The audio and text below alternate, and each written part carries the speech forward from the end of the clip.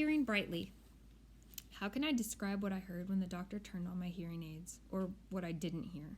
It's too hard to think of words. The ocean just wasn't living inside my head anymore. It was gone. I could hear sounds like shiny lights in my brain. It was like when you're in a room where one of the light bulbs on the ceiling isn't working, but you don't realize how dark it is until someone changes the light bulb, and then you're like, whoa, it's so bright in here. I don't know if there's a word that means the same as bright in terms of hearing, but I wish I knew one, because my ears were hearing brightly now. How does it sound, Augie? Said the ear doctor. Can you hear me okay, buddy? I looked at him and smiled, but I didn't answer. Sweetie, do you hear anything different? Said Mom. You don't have to shout, Mom. I nodded happily. Are you hearing better? Asked the ear doctor. I don't hear that noise anymore, I answered. It's so quiet in my ears. The white noise is gone, he said, nodding. He looked at me and winked. I told you you'd like what you heard, August. He made more adjustments on the left hearing aid. Does it sound very different, love? Mom asked. Yeah, I nodded. It sounds lighter.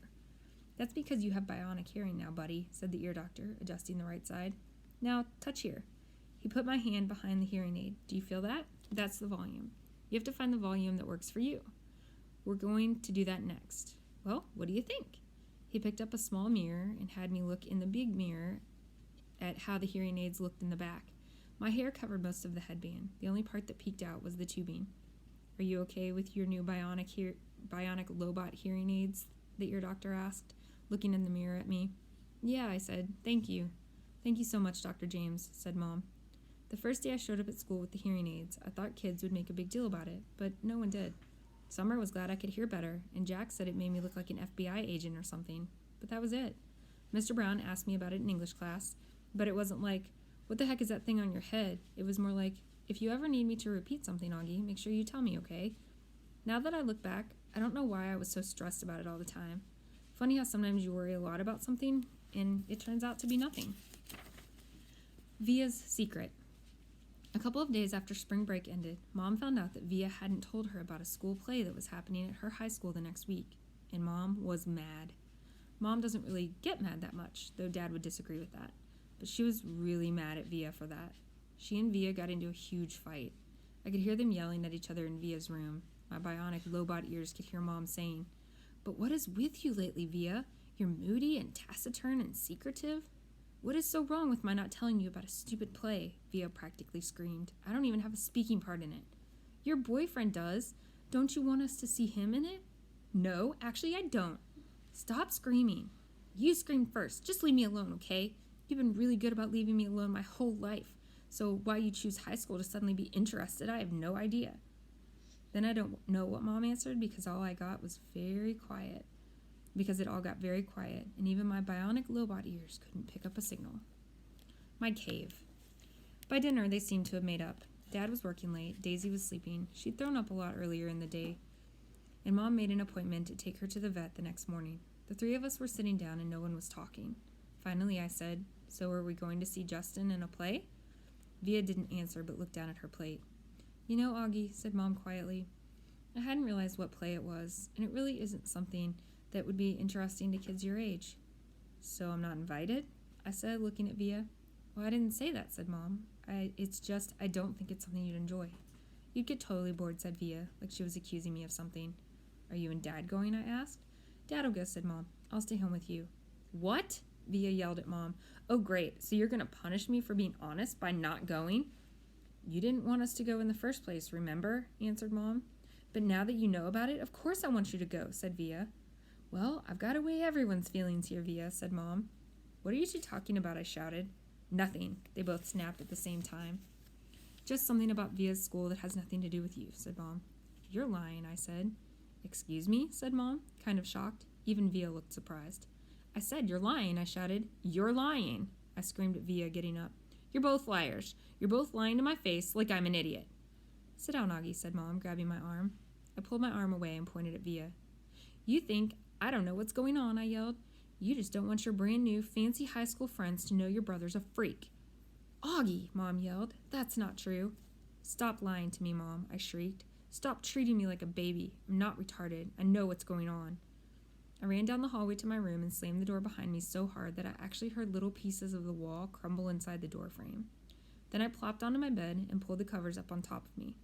I threw my pillows over my disgusting face Then I piled all my stuffed animals on top of the pillows like I was inside a little cave. If I could walk around with a pillow over my face all the time, I would. I don't even know how I got so mad. I wasn't really mad at the beginning of dinner. I wasn't even sad. But then all of a sudden, it all just kind of exploded out of me. I knew Via didn't want me to go to her stupid play, and I knew why. I figured Mom would follow me into my room right away, but she didn't. I wanted her to find me inside my cave of stuffed animals, so I waited a little more. But even after 10 minutes, she still didn't come in after me. I was pretty surprised. She always checks on me when I'm in my room, upset about stuff. I pictured Mom and Via talking about me in the kitchen. I figured Via was feeling really, really, really bad. I pictured Mom actually totally laying on the guilt, and Dad would be mad at her when he came home too. I made a little hole through the pile of pillows and stuffed animals and peeked at the clock on my wall. Half an hour had passed, and Mom still hadn't come into my room. I tried to listen for the sounds in the other rooms. Were they still having dinner? What was going on? Finally, the door opened. It was Via. She didn't even bother coming over to my bed, and she didn't come in softly like I thought she would. She came in quickly. Goodbye. Augie, said Via, come quick. Mom needs to talk to you. I'm not apologizing. This isn't about you, she yelled. Not everything in the world is about you, Augie. Now hurry up. Daisy's sick. Mom's taking her to the emergency vet. Come say goodbye. I pushed the pillows off my face and looked up at her. That's when I saw she was crying. What do you mean, goodbye? Come on, she said, holding out her hand. I took her hand and followed her down the hall to the kitchen. Daisy was lying sideways on the floor with her legs straight out in front of her. She was panting a lot, like she'd been running in the park. Mom was kneeling beside her, stroking the top of her head.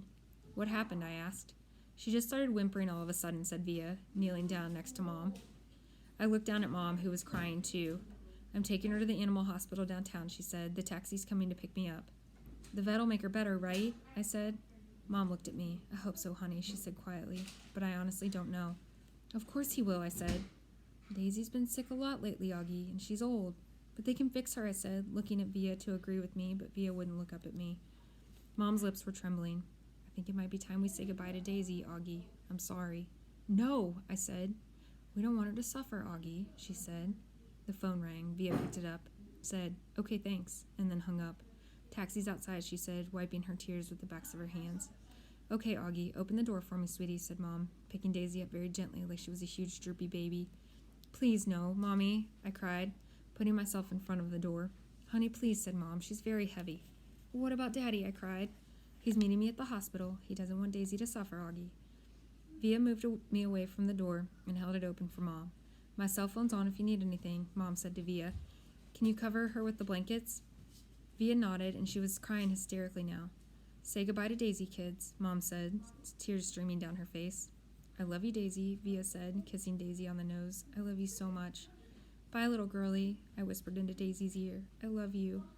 Mom carried Daisy down the stoop. The taxi driver had opened the back door, and we watched her get in. Just before she closed the door, Mom looked up at us standing by the entrance of the building and gave us a little wave. I don't think I've ever seen her look sadder. I love you, Mommy, said Via. I love you, Mommy, I said. I'm sorry, Mommy. Mom blew a kiss to us and closed the door. We watched the car leave, and then Via closed the door. She looked at me a second and then hugged me very, very tight while we both cried a million tears.